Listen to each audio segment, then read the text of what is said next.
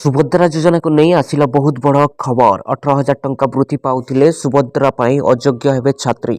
छात्री माने वार्षिक 18,000 टंका अधिक छात्रवृत्ति पाउछन्ते कि कौनसी महिलांक केंद्र किंबा राज्य सरकार ठारू 18,000 किंबा एहाठारू अधिक टंकार आर्थिक सहायता मिलुछि कि?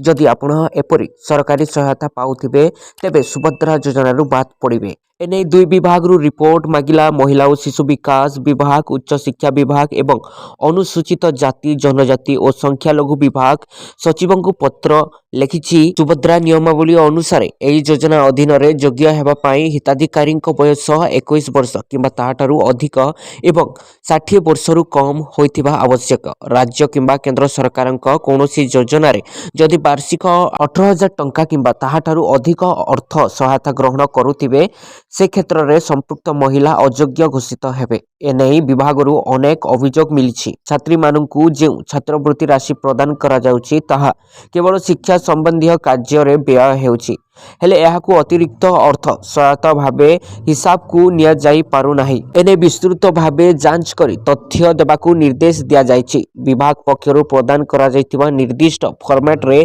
2023-24 और 2024-25 आर्थिक वर्ष रे केउ छात्री माने 18,000 टंकारु अधिक छात्रवृत्ति नैछंती तार समस्त तथ्य प्रदान करिबा लागि चिठी लिखिछि विभाग। सुभद्रा उपरे प्रथम राज्य स्तरीय परिचालना एवं तदारक कमिटी बैठक रो समीक्षा परे महिला एवं शिशु विकास विभाग पक्षरु सूचना प्रदान करा जायछि जे सुभद्रा योजनार हिताधिकारी माने 60 वर्ष बयस प्राप्त करिबा परे वार्धक्य पेंशन पाई आवेदन करि पारिबे।